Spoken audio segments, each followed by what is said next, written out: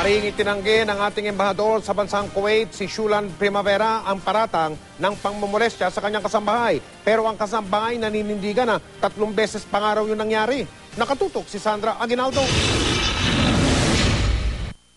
Pinababalik na ng bansa si Philippine Ambassador to Kuwait, Shulan Primavera, matapos ipatawag ni Foreign Affairs Secretary Albert Del Rosario para pagpaliwanagin kaugnay sa akusasyon ng Pilipinang dating kasambahay niya sa Kuwait na minolestya siya ng ambasador. Nagsampa na kasi ng formal complaint sa DFA ang Pilipinang itinago sa pangalang Mabel.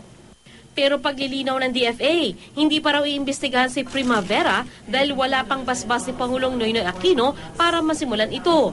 Itinanggi na rin ni Primavera ang mga bintang. Gayunman, nanindigan si Mabel na talagang biktima umano siya ni Primavera. Sa kanyang sinumpang salaysay, sinabi ni Mabel na Pebrero ng taong ito nang paupuin siya ng ambassador sa kanyang tabi at saka inakbayan at hinawakan sa bewang. Sinabihan pa raw siya nitong huwag matakot at hanggang doon lang naman daw iyon. 7 buwan na raw siya noon sa bahay ng ambassador. Mabait at marespeto raw ito sa unang pagkakilala niya rito. Pero nasundan daw ang insidente ng sumunod na buwan. Niyakap daw siya nito habang nasa kusina. Hinalikan at hinipuan sa maselang bahagi ng kanyang katawan. Abril ng taong ito, nagtangka umano muli ang ambassador at niyaya siya sa kwarto nito pero ayon kay Mabel, tumanggi siya. Ayon sa abogado ni Mabel, pwedeng maharap ang ambassador sa administrative at criminal case kapag napatunayang may basihan ang akusasyon ni Mabel. Yung administrative aspect niyan, pwede siyang disiplinahin. No? For conduct unbecoming. No? Pangalawa, mayroon ding aspetong kriminal, no? Itong mga pangyayari kasi may possible violation ng sexual harassment law.